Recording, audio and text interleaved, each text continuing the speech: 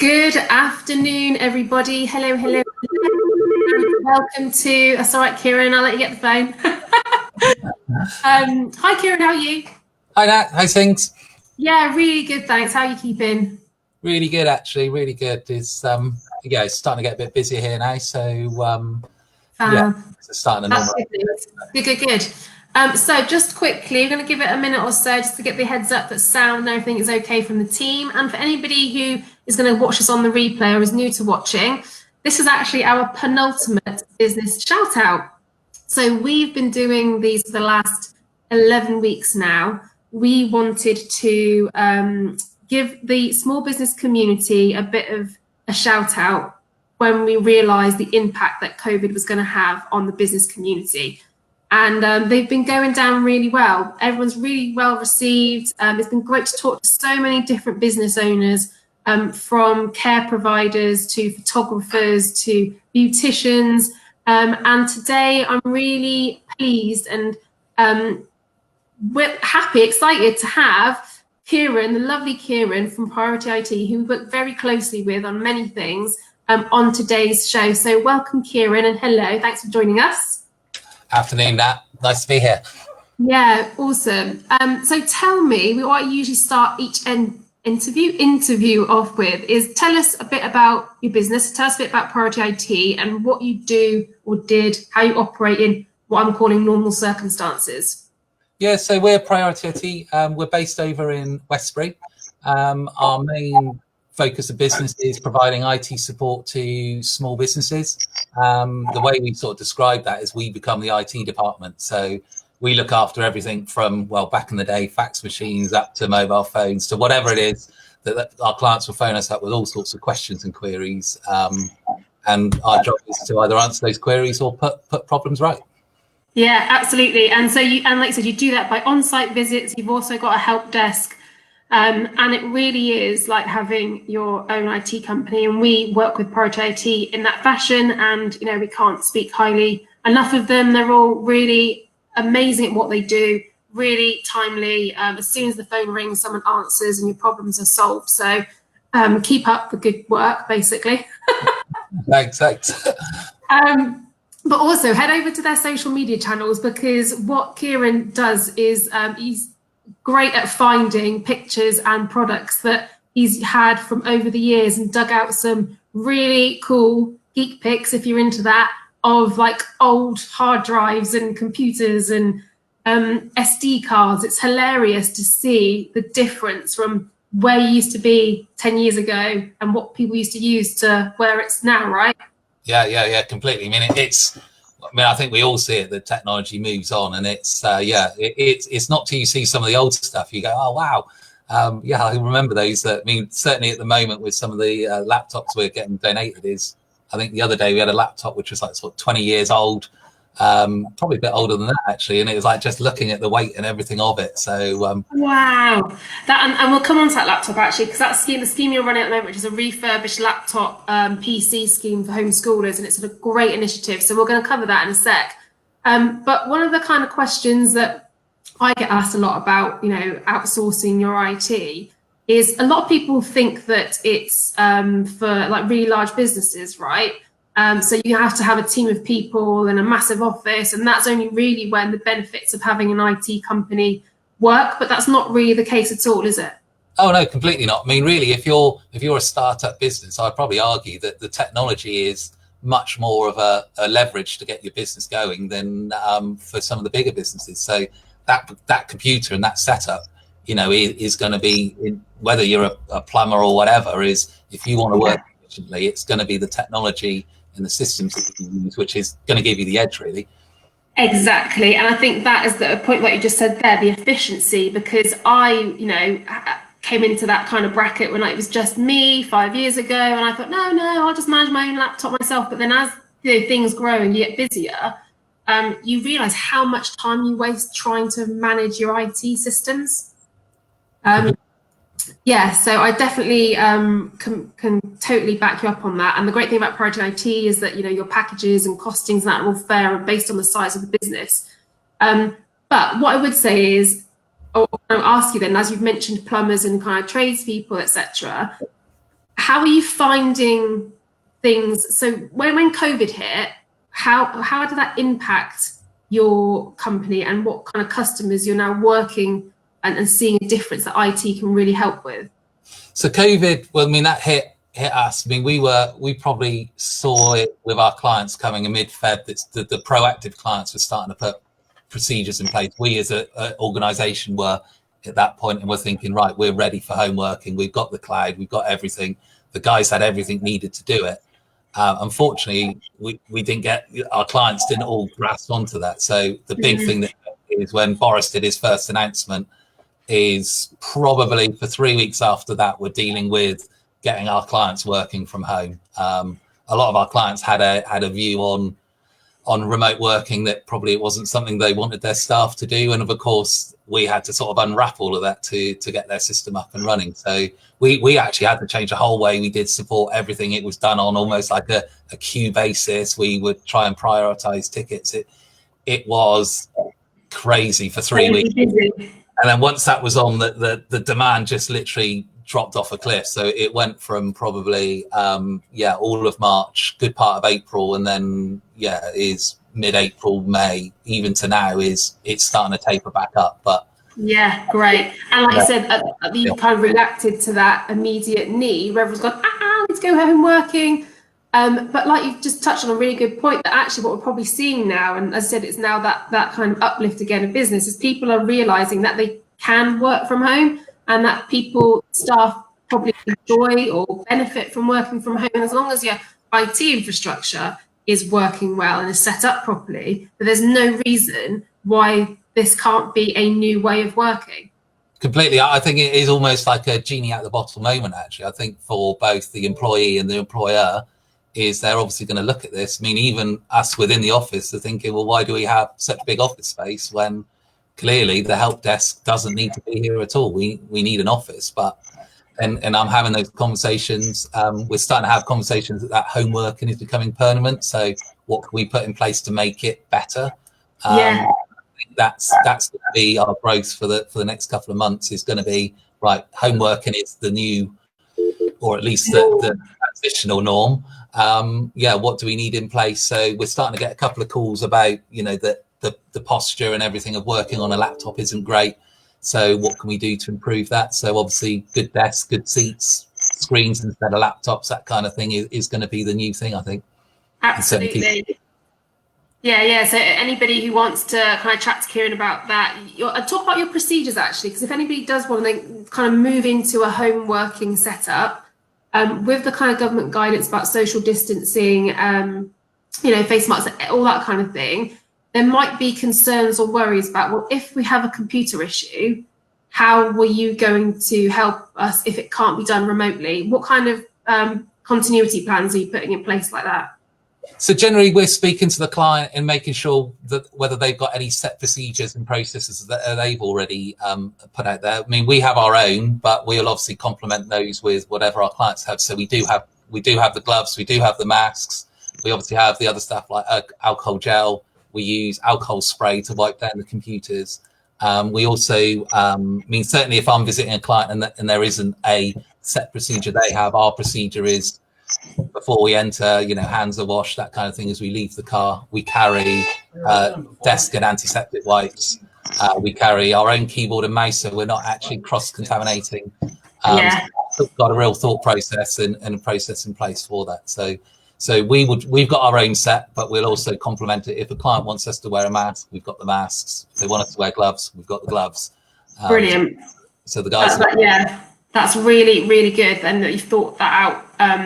Impeccably, which is fantastic. And not many people were thinking as quickly as you had about what that procedure will look like. So this will allow your business to continue doing what it needs to do in order to support your clients as well. But we've had the comment come through already on our live. So Natalie Owsley is saying it's a great time for employers to realise that working from home actually opens the workplace to more diverse groups as well, which is great for everybody. I completely agree, and also the diversity, even from a location point of view, no longer need to look for someone in Wiltshire, and you could argue it doesn't even have to be in the UK. It's anywhere, it's as long as you've got the checks and balances in place. But I think it's also for the employer to perhaps treat their employees with a, grow up a little bit, and they don't need to be nannied so much. As long as the work's done, they're meeting their targets. You've got the performance indicators in there. Then again, what in some organisations it doesn't even have to be 9 to 5. It can be hours to suit that individual. Couldn't agree more. Like I said, I think we need to really work on that trust exercise about our staff and going, as long as the work's getting done to the standard and to the times it needs to be done to, you don't have to fit into that box anymore. Yeah. You don't have to tell me you're going to the doctors. You deal with the team, you fit it in, you make sure it works. That's I think where we should be going, really. Yeah, totally. Awesome. Okay, so let's kind of go back a little bit in terms of what you noticed with COVID, and talk to us about this wonderful initiative that you've got at the moment, which you've been running for the last 3-4 weeks, maybe, about laptops for homeschoolers. Where did this idea come from? And kind of tell us a little bit more about that, and if anyone can help still. So the idea sort of has been brewing during the whole COVID. It is quite early on, probably a week or two in, we were getting requests from people we wouldn't normally deal with from we're generally business to business organisation, but people were coming to us saying that we're desperate for a laptop. Have you got anything that can help us buy? And obviously in the early bits, we would try and help out, but most of our clients had all our loan kits. So we were literally like, our stock cupboard of loan kit is gone now. Which, can I just interject there and say, which I know that you gave most of your loan kit to businesses for free as well, which I think is really it's a wonderful gesture. So yeah, big props to you there. Sorry, carry on. Yeah, so the idea, and eventually it just comes to me, and it's sort of thought, well, actually, we haven't got laptops, but there must be laptops out there. So the idea is to go out through the media and through social media as well, and sort of say, if someone can get a laptop to us, we'll do our best to get that laptop out to a family who really could do with those laptops. So we put that out there on social media, and we immediately started getting requests in for laptops from local families. We then got schools involved. We've had another school, Holbrook School, have contacted me today, and we've got Wiltshire Council with their social care team have also been in touch. So we've just been trying to basically refurb computers. The donation from us is free to the person. There's no questions asked. A few people have asked today, what are the criteria, what are the requirements? And actually the philosophy is there's so many people that fall through little gaps through different things. Is, do you know what, if there's a laptop, we can provide it. It's no strings. Or the only thing I do say is, look, it's on it. I just want you to be honest. If it's for your family, for your child to do homeschooling, that's all I ask. Yeah, absolutely. And yeah, it's amazing. You've had such a great response in terms of coverage as well. But BBC Radio Wiltshire are really behind you with this initiative, which is wonderful to see that you're getting that support. And yeah, like I said, we definitely saw more requests come in initially, which really evidences that need, because and some of those kind of case studies, if you like, or those requests are from people who are having to homeschool. One student, for example, who's in their A-level year, was having to apply for universities and write applications from a mobile phone. Yeah, must be impossible.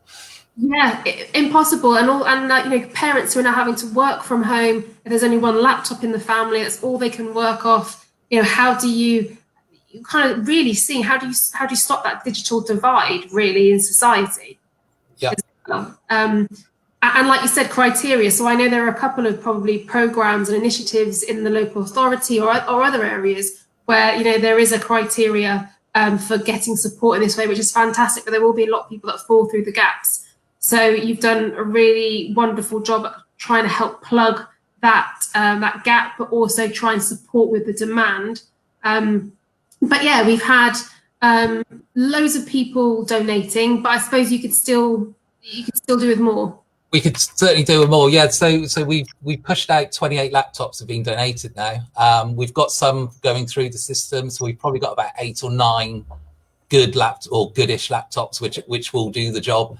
But as of today, yeah, we started to get people requesting again. I think as time goes on, the penny is dropping. That actually, I don't think the schools are going back to normal anytime soon. It's going to be part-time learning. And the laptop's going to become even more, and the divide's going to be even more at that point. That you're at school, but then you're not going to be able to do the extra coursework, the extra homework that you're going to be doing at home on those days you're not at school. So the more from businesses, from people, if you've got a laptop and a wardrobe, it doesn't matter if it's slow. If we can get it up and running, we'll get it up and running. We're fitting new parts to them to make them better. So if we can get more laptops, then we can help more families. Yeah, so please, if you have a laptop, a computer, even a PC, tablet that you're not using, that's been sat in a drawer doing nothing for months, if not years, please email Priority IT, info@priorityit.co.uk, and get in touch. They're offering collection. They have a kind of coverage rota where people are in the office, like Kieran is today, where people can drop laptops off. And you said that any laptop or PC will do, inverted commas, because your team are actually, who are on furlough, on rotation, are volunteering their time to respec these machines, aren't they? They're absolutely, yeah. So don't worry if you haven't got the power supply. We can sort the power supply. As I said, if the computer's running slow, for the majority that have gone out so far, we've put basically an SSD hard disk in, which makes a massive difference. The only thing we really ask is no broken screens, no broken keyboards. I generally, just because we won't be able to do much with those. And I guess one thing is, don't be scared to give us the laptop. If the laptop is too old, not good enough, we will recycle it. We'll securely wipe the data on it. So it's in a better position anyway, because it's gone. There's no data on it. We've securely wiped it.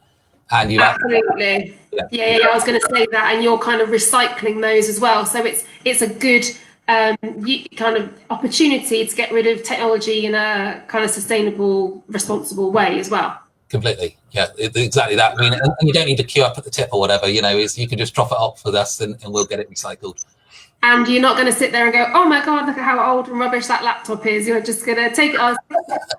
Perhaps if we know the person, we might. But, but if it's really old, then we have a bit of fun with that anyway. Just from sort of a nostalgia point of view, is quite often we'll get an old one. It's like, oh wow, can you remember when it had this certain adapter on it? It's like this was a nightmare. This adapter. So it does. I love that. And that really shows your passion and your team's passion for what you do for IT. And, it really takes a group of people who love IT to find that opportunity nostalgic and something that brings the team together, which makes this kind of a really lovely, even better kind of initiative that you're running. Yeah, completely. Natalie says here, her husband is a teacher, and this is amazing. So well done. There is such a need to not allow this gap between disadvantaged children to grow. So thank you and well done. Is there someone we can share this? A link? Yes, Nat, we've just shared the link to the press release on Priority IT's website. So do share around. That would be amazing. And if you do have anything to donate, please email info@Naturally Social, info@priorityit.co.uk. And I think just before we kind of round it up then, because I could talk to you for ages, tell me what's the future for Priority IT? Where's the kind of next steps for you, and how can you support businesses at this point who are probably now getting ready to get back into a new normal? So from our point of view is, we would like to speak to anyone who needs to embrace the remote working. So that there are many solutions that we can put in place to make remote working easier, whether that's working anywhere around the world, really. So it's just, we'd love to speak to people to help facilitate that. And if while you've been off, you want to start up a business, we'd be more than happy to talk through the options to send you down the right way, really, from a technology point of view. Yeah, definitely. Such a good point. Like if you are starting a business, or even if you are in business and you need to review your infrastructure and IT systems, and you're looking for recommendations, do get in line, get in touch, do drop them a line or get in touch with Priority IT. They're a great bunch to work with, so definitely encourage that. But Kieran, that is it for this afternoon. Thank you for joining us today. Thanks for inviting me. Yeah, pleasure. And if anyone listens to BBC Radio Wiltshire, Kieran is going to be on air again on Monday afternoon at about 1:30ish, 13:40. So do tune in and listen to some of the people who have received one of the laptops that Priority IT have donated. And like we said before, this is an opportunity for everybody, full circle, to do something good.